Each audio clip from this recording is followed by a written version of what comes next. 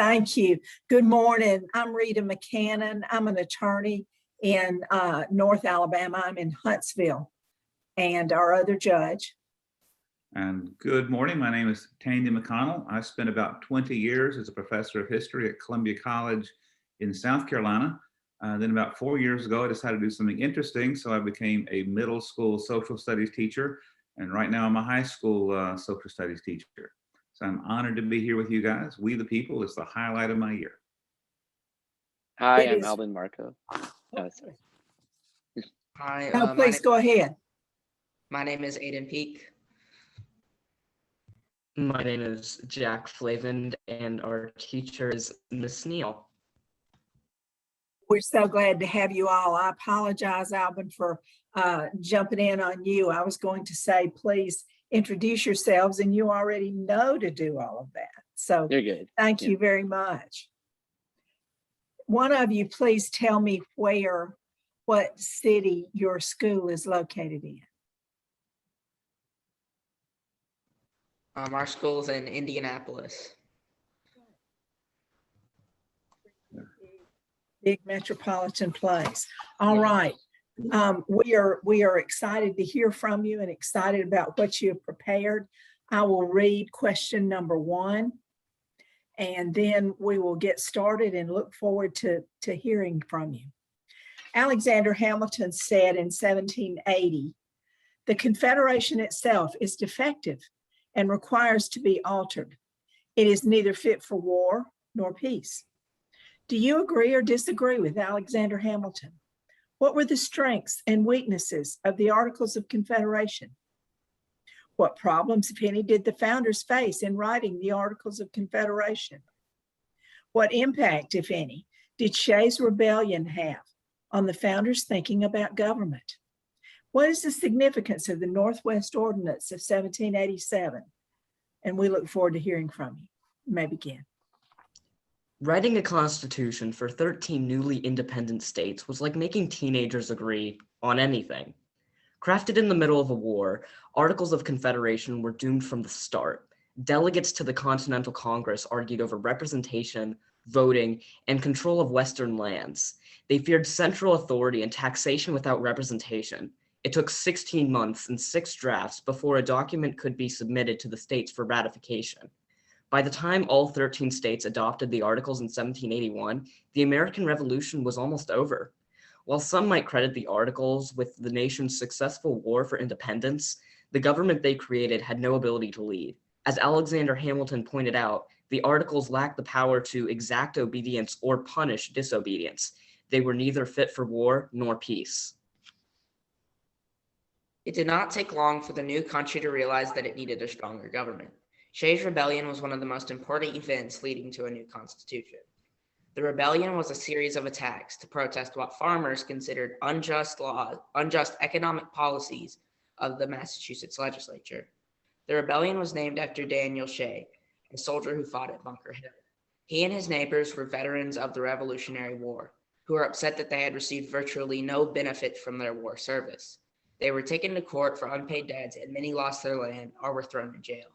At the same time, the Massachusetts legislature was imposing heavy property taxes on them, making their financial situations worse. The rebellion started peacefully, with the framers lobbying the state legislature for debt relief. However, towards the end of the 1786, the movement led to attacks on courthouses and other government properties. And by 1787, a military confrontation occurred. This state was overwhelmed. Massachusetts, which relied on a privately funded state militia, struggled to maintain order, with no help from the national government.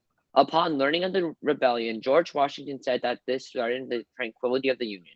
The rebellion was an embarrassment to the United States. If the country could not put down an internal rebellion in one state, how could it handle something worse? Ironically, one problem that the tax protests revealed was the national government's inability to collect taxes. Because the central government had no money, it could not support a national army that could protect the country. With no army, the Union would be anything but perpetual. Likewise, the government could not regulate trade between states or make foreign policy, since all the individual states had the authority to do so. These weaknesses gave fuel to political leaders like Hamilton, who were advocating for the reform or the end of the Articles. One moment that stands out in history of the Confederation Congress. On July 13, 1787, it passed the Northwest Ordinance, considering one of America's great founding documents. The ordinance set forth the procedure for creating new states in the territory that would become Illinois, Indiana, Michigan, Ohio, Wisconsin, and parts of Minnesota. Scholar John J. Practice says, through the Northwest Ordinance, the United States became the first nation to establish a process of gradual self-government for its territorial possessions that led inevitably to statehood on equal terms with the founding states of the federal nation.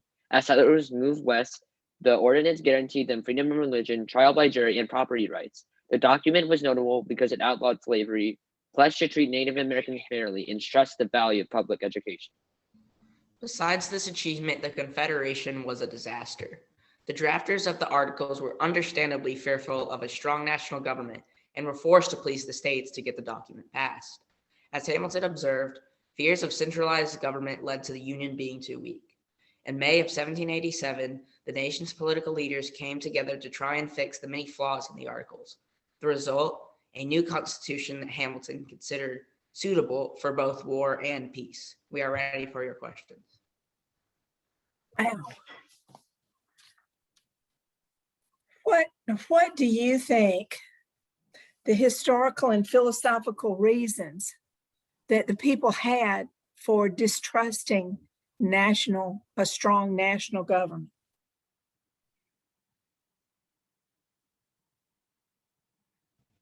What was their, go ahead, I'm sorry. Oh, it's all fine. At the time, the colonists had just fought a war against Britain, or were at the time fighting a war against Britain because of its abuse of national power. Having taxation without representation, that was the colonists' definition of tyranny.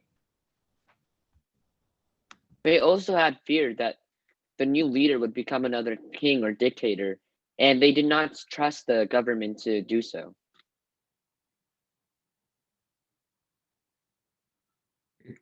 Let me follow up on that. If we're thinking about the framing of the Articles of Confederation, and you said that they were, irredeemably weak from the very beginning, how was it possible for the Continental Congress to be able to win a war against Great Britain? I mean, there seems to be a contradiction there in ideas, and yet nonetheless, that seems what happened. Can you talk about that for a minute? Well, one thing, it's important to note that they barely won the war. A lot of it was by very lucky military strategies on the part of George Washington. And a big thing was that these soldiers weren't even getting paid. So some would argue that we kind of won the war on a whim. Can you think of anything else?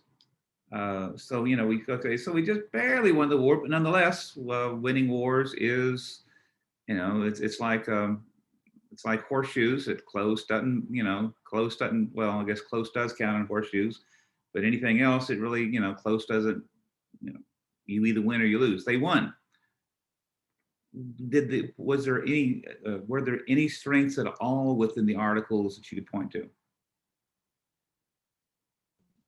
Well, the Articles did give more states' rights than arguably the Constitution does at the moment, and the states had a more powerful militia themselves than the National Army at the time. So that could be a contributor to why we were able to win the war. I think you're absolutely right. Go ahead. And another strength that they had, they could have laws that affected all the states, which could bring the country together. Absolutely. Can you think, one other follow-up question, can you think of an example of any other confederations, of any other countries that either now or in the past have had weak central governments and strong regional governments? Can you think of anything, any confederations that you know of that are like that? I think the best example is Austria-Hungary, which ended after World War I. It was around 17 different nations that were loosely connected in one nation, and we could tell that they were weak as not only did they lose World War I, they also were disbanded right afterwards. A great example so the Austro-Hungarian Empire would be a great example of a loose confederation. It worked out okay for 300 years, but you're right, it did fall apart.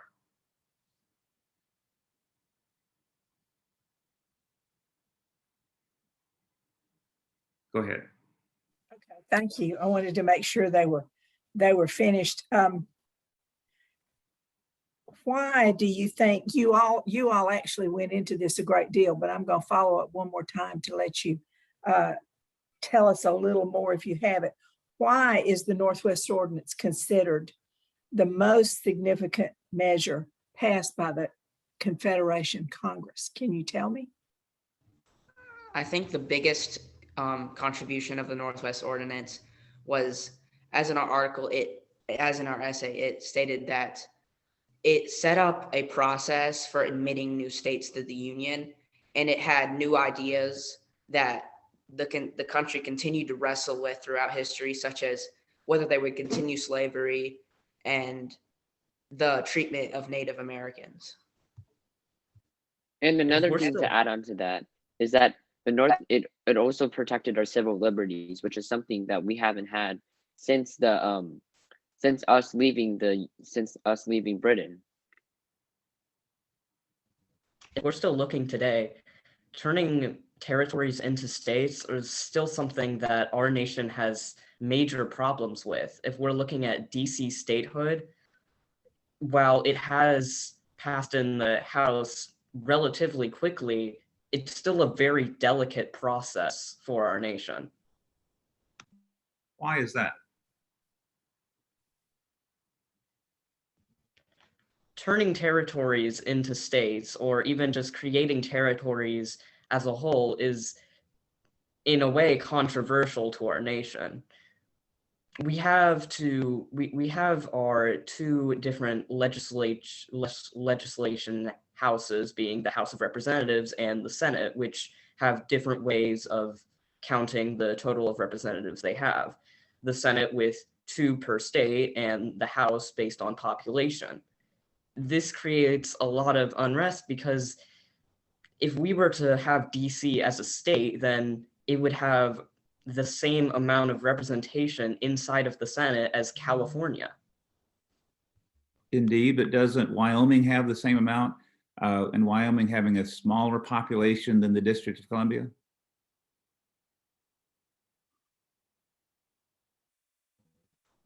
You make a great point, but I just wanted to follow up on that. Within Wyoming, we have fought wars into its creation, and it is started within itself. Whereas DC, it doesn't have its own sort of culture. It's not known as its own state. It's more of just a territory where we have all of our government decisions made. So it doesn't really stand out as its own personality like how Wyoming does. I know we ought to be asking you questions about the original question, but why or why not should it be a state? Have you thought about that? I think it'll mess up the stars on the flag, but that's not got anything to do with it, I'm sure. Do you have an opinion as to why it ought to be a state? Well, do you mean for DC or Wyoming?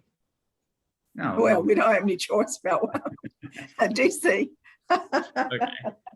Or what about Puerto Rico? Puerto Rico's got all those things that Wyoming's got. Why are they not a state? Well, Puerto Rico, we're out of time. I want to see you finish this. Go ahead. Okay, so Puerto Rico isn't quite a state because we didn't gain them like how we did with our other states. And once we had, what was Spain for them? Come on, you're dodging that. Go ahead, tell me more. I'm having way too much fun here, so bear with me. Puerto Rico wasn't really ours even though we took many different territories within our manifest destiny, once we gained Puerto Rico, that's kind of the time where we realized this is something that we're not quite supposed to be doing. And it was almost wrong of us to do so. Only because of time, I gotta say thank you. That is a absolutely wonderful response to that totally unfair question. Absolutely. I didn't mean to take up your last minute and a half asking mine. That wasn't even permitted, okay? That was completely against the rules and we won't hold it against y'all. But it's just fun to ask people that look like they have the answers to questions. Thank you. It was so nice to talk to you and ask anybody. It's so much more fun to ask questions when you can tell people not only have sorted out the material for the questions, but they have information on current events and other things. I agree with you completely about Wyoming, by the way. Anyway, your teacher has done an outstanding job, and I am so impressed that with the weather like it is and our busy lives, that you're willing to stick with this and absorb all this material and talk to us about it this morning. It's been a delight. Thank you. Absolutely agree. Wonderful presentation. Talking about getting teenagers to agree is a great way. You gave a memorable start to your presentation. You talked about strengths, weaknesses, all the things that the questions asked for and all the sub things. And I think it actually, talking about DC statehood, talking about Puerto Rican statehood, those are direct outcomes of the Articles of Confederation. The United States decided to become a country that would admit other states on an equal status. So I think DC non-statehood is problematic. I think Puerto Rico's status is in the Virgin Islands and American Samoa. Those are all problematic for us that the founders would probably take us to task for. But we're probably not going to solve those issues right now. Great job, great presentation, and I really enjoyed being here with you guys. So thanks so much. Thank you, Ms. Neal. What a great job. Thank you, judges, so much. Great work. I'm going to move